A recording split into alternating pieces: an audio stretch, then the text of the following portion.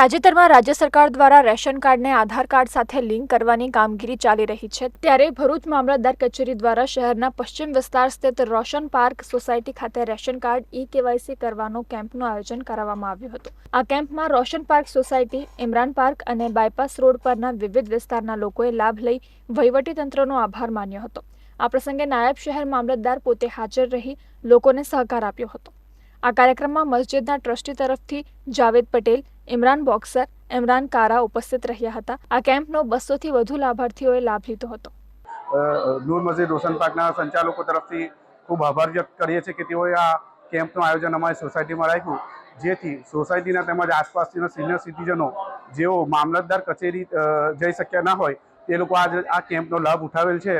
અને આજરોજ અમારી રોશન પાર્ક મસ્જિદના તમામ ટ્રસ્ટીઓનો તેમજ રોશન પાર્કના નવયુવાનોનો અમો આભાર વ્યક્ત કરે છે અને મામલતદારશ્રી તેમજ તેમના સ્ટાફનો જેઓએ આ કેમ્પનું અમારી સોસાયટીમાં આયોજન કર્યું તે બદલ તેમનો ખૂબ ખૂબ આભાર। અને ઘણા લોકોએ આ કેમ્પનો લાભ ઉઠાવ્યો છે।